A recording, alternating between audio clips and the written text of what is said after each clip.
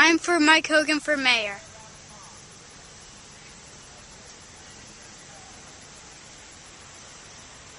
We must stop. Stop all non-essential spending, regardless of financial source. I don't know about you, but reading the paper lately, it doesn't make sense to me that we're rebuilding parks, planting trees, building roundabouts, while at the same time we're raising taxes, raising fees, and reducing employee salaries, reducing fire service, reducing library hours. Those things just don't make sense to me. And you know what? We're even reducing the number of times that we mow the grass in our parks and on our rights of ways. Those are the basic needs of the citizens of this city. Now, it doesn't take a rocket scientist to figure out that's a problem, and it's just simple economics to fix it. And finally, our next mayor must do these things. Now, bear with me a little bit because I'm going to lose you right at first. 1, re-examine all policies. 2, reevaluate all programs. 3, rethink all processes. And 4, inspect all activities. Now, I know what you're thinking. That's a mouthful of political speak. But it isn't. It's a proven fact. And let me illustrate with a real-life illustration. For 25 years, I worked for AT&T. It was the largest corporation in the world until 1984, when a federal judge, not Congress and not the people of America, a federal judge divested that company of all its assets. Southern Bell became Bell South. And we had to figure how to operate in this new environment. In one day, we had lost nearly all our revenues. Now, our leadership knew this wasn't the time to raise rates. So what did? We looked inward. And we found a host of ways to save the company and to provide a profit for our shareholders. And what was the secret?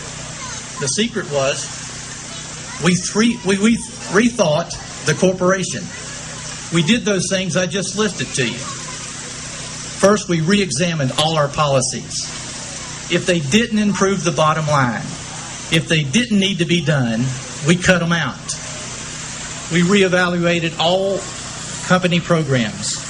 If they didn't improve the bottom line, if they didn't need to be done, we cut them out.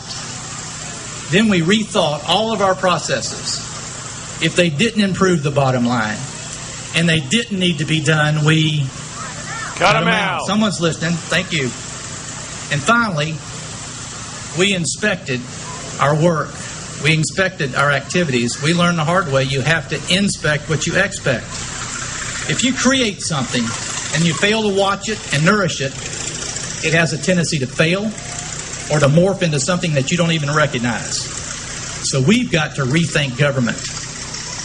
Now, this is not going to be an easy task. It will require the rewriting of all the procedures and processes, policies of city government, especially as it relates to purchasing, those purchasing practices and policies. It will mean eliminating non-performing programs and services. That's going to be tough. There's going to be a lot of folks trying to protect those. And yes, it will mean meaningful and fair reform on pensions. And we can do that. It can be done. But it can't be done the way it is now. You have to do that with integrity and at the collective bargaining table, and not with soapbox and media snipes at one another. It can be fixed. It just needs leadership. Stimulating the economy. As a councilman and as a state representative and as your tax collector, one of the most important things that I've learned is that you can't fix this budget just by cutting. That's not going to solve the problem. We absolutely must stimulate and encourage the economy through new jobs. The best way to do that is to use our diamond in the rough.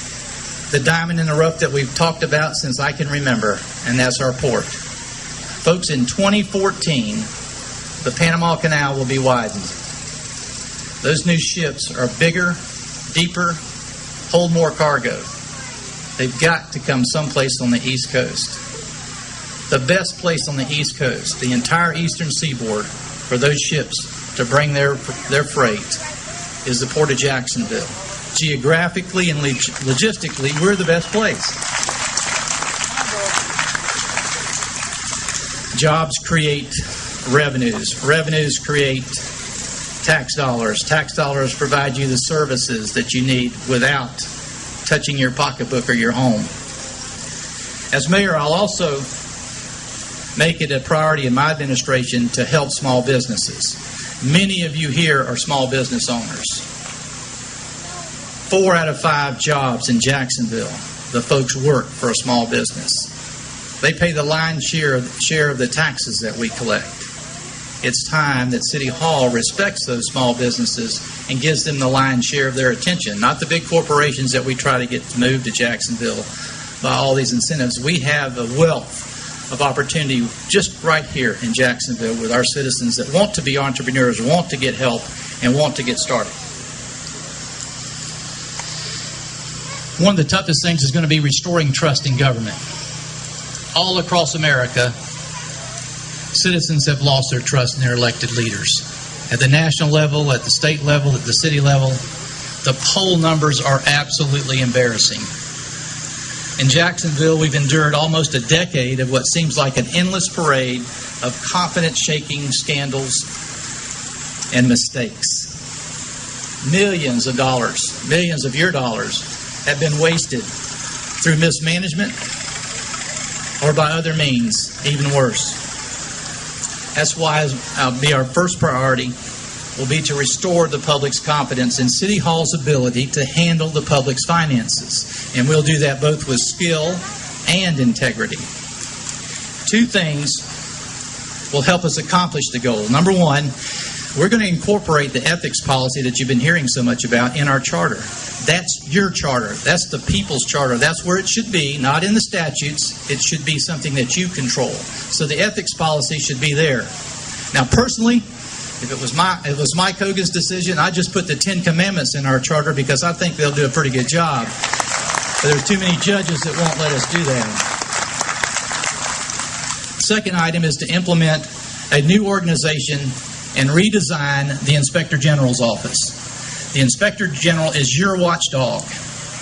That office should report to you, not to the mayor and not to the city council. That's the first thing we're going to do, is to make sure that the Inspector General is indeed an independent investigator on your behalf. The good thing is we've developed a way to do both those things and still decrease the cost of government. So I hope you'll like that. Now, in closing, I want you to remember this. Every candidate that's running now is going to talk about and promise to you that they're going to control spending. And this is the first time. I'm glad my dad's not here. He's real sick. I'm not glad he's sick, but he said, son, never brag about yourself. But I have to tell you this. I'm the only candidate in the race that has been advocating government reform and revenues, and I have a history to prove it for the last 10 years. Just recently, I served on the Taxation and Budget Reform Commission, and we introduced a bill that would have come directly to you as the voter. It would have been placed on the ballot last year that would place revenue caps on all state government, on all city governments, on all county governments. And it was defeated. We lost by 1 vote. I understand from the next president of the Senate that it's going to be resurrected. So you'll have another opportunity to vote for that bill. But we've already shown our commitment in that area, and we'll do that, and we'll approach that same work with the city. We're going to cap revenues, folks. You want to stop spending, you cap revenues. Now, our city is at a crucial moment in its history. The type of leader we select as our next mayor is going to determine how we emerge from this recession and what success that Jacksonville will have in the future. Now, Jacksonville's always been a great city. It's not because of anything your government's done. And it's probably not because of Hogan founded it, okay? I'll admit that. It's because of folks like you who live here, who work here, and raise your families here. You've made Jacksonville great. It's time that we restore it and give it to you in the shape that we found it. City Hall needs to be reminded that its job is merely to create the conditions that will let you prosper. I'm for Mike Hogan because he's for lower taxes, he's a good, honorable man, and he'll serve the city of Jacksonville very well.